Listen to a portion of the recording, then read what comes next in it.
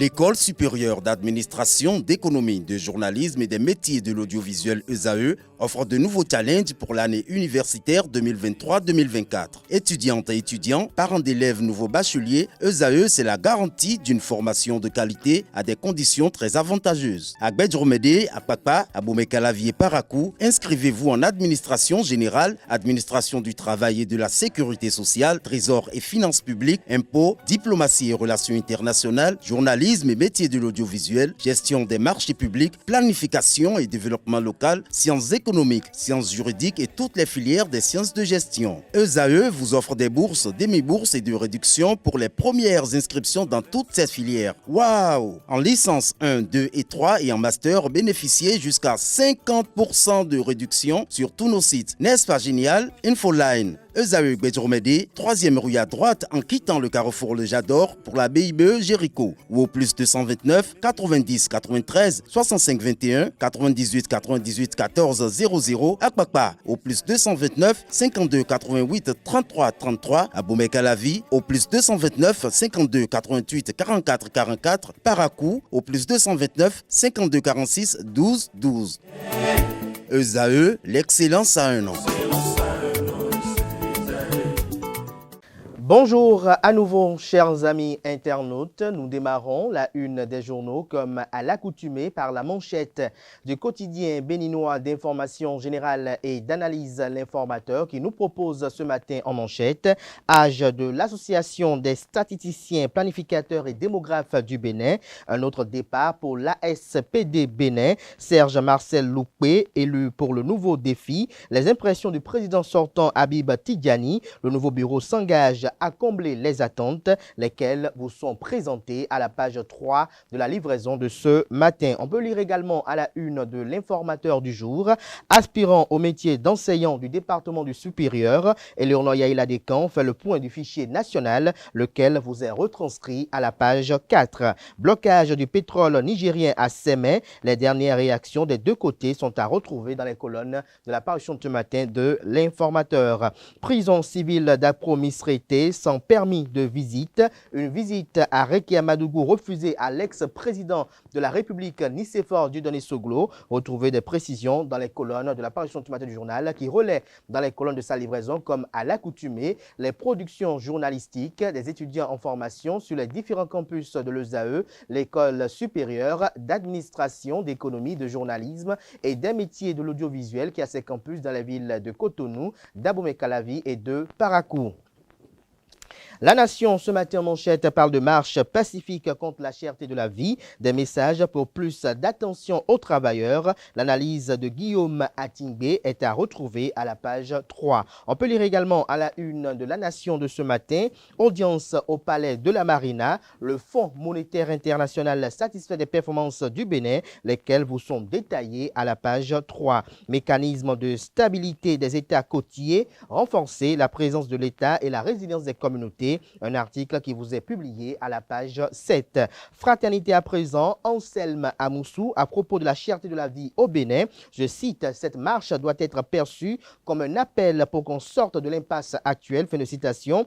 Je cite à nouveau, nous voulons du dialogue qui va produire des effets. Fin de citation. Clame Moudachiro Bachabi. Retrouvez les différentes opinions des responsables des centrales et confédérations syndicales samedi dernier. Les opinions sont transcrites aux pages 2 et 3 à travers un compte rendu. Le député Malik Seibou Gomina, à propos du blocus de Niamey, je cite, qu'on cesse de faire croire au Niger que le Bénin le veut du mal, fin de citation. Retrouvez une transcription intégrale des propos tenu par l'honorable député sur la télévision nationale hier dans les colonnes de la parution du matin du quotidien. Le matinal parle de tentative de justification de la crise avec le Bénin, Niamey dans la diversion. Wilfried Léandre Rungbeji, porte-parole du gouvernement, je cite, une base militaire n'est pas une aiguille dans une botte de foin, fait de citation. Malik Seibou Gomina, député du parti politique Bloc républicain au Parlement, je cite, nous sommes un pays responsable et souverain, fin de citation. Retrouvez les différentes réactions réaction sur cette actualité majeure aux pages 2 et 11. Commune de Kandi, le fauteuil du maire menacé. Interview exclusive du troisième adjoint Mustapha Imoro à retrouver à la page 10. Matin libre ce matin, manchette nous apprend qu'à la prison civile d'Apro Misrete, l'ancien président de la République du Bénin, Nicéphore Dieudonné Soglo, a été empêché de rendre visite à Rekia Madougou. Le film des événements est à retrouver à la page 2.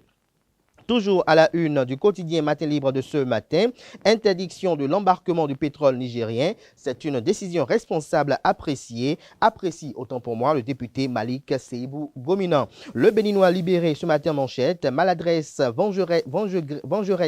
vengeresse contre son bienfaiteur et ami. Aurélien Gbenossi devrait demander pardon au président Talon, estime le confrère ce matin. On peut lire également à la une de Le Béninois libéré de ce matin, suspension de l'embarquement du pétrole nigérien par le Bénin. L'Union progressiste Le Renouveau affiche sa position. Le potentiel, quant à lui, ce matin manchette parle de la participation du Bénin au sommet à l'Africa des dirigeants de médias 2024. À Nairobi, Bastien Salami étale la réforme des médias. Retrouvez des précisions à la page 3. On peut lire également à la une de Le Potentiel de ce lundi matin.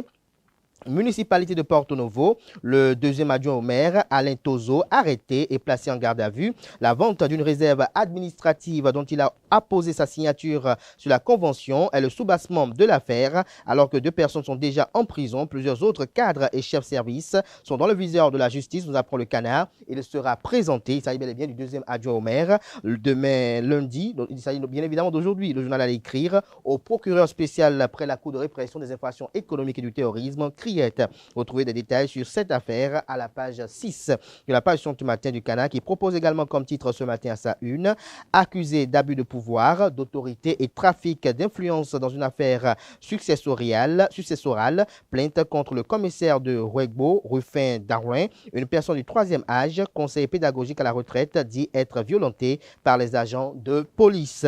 Nous passons à présent au quotidien Le Révélateur du jour.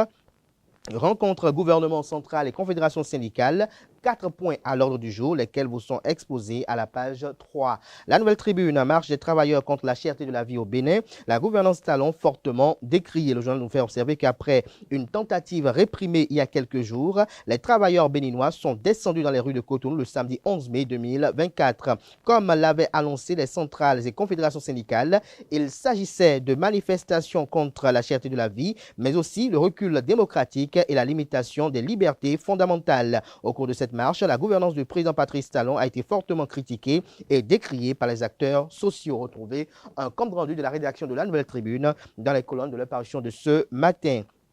Coopération Bénin-Niger, regain d'intransigeance, le Niger s'enlise, le Bénin ouvert mais ferme. L'Union progressiste Le Renouveau relève les graves limites de la position de Niamey. Libération nous libère ce matin manchette, rencontre gouvernement central et confédération syndicale, les points inscrits à l'ordre du jour vers le règlement définitif de la situation, estime le Canard. Le matin à présent, accusé d'arbitrer ou d'abriter une base militaire étrangère au Bénin, la réponse du Bénin aux autorités du Niger. Une base militaire n'est pas une aiguille dans une botte de foin, dit cite le porte-parole du gouvernement. Retrouvez la transcription intégrale de ces propos et à quelle occasion ces propos ont été tenus dans les colonnes de la page ce matin du journal Le Matin. Commission permanente sciences fondamentales, ingénierie et innovation. La base des données géotechniques restituée aux spécialistes des BTP.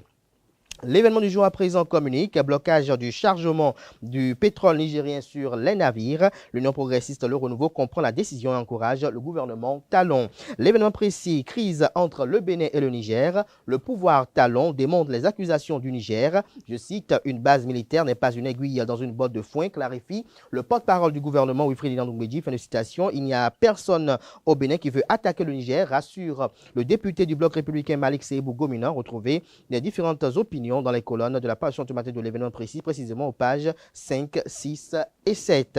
On peut lire également à la une de l'événement précis de ce matin, vie chère au Bénin.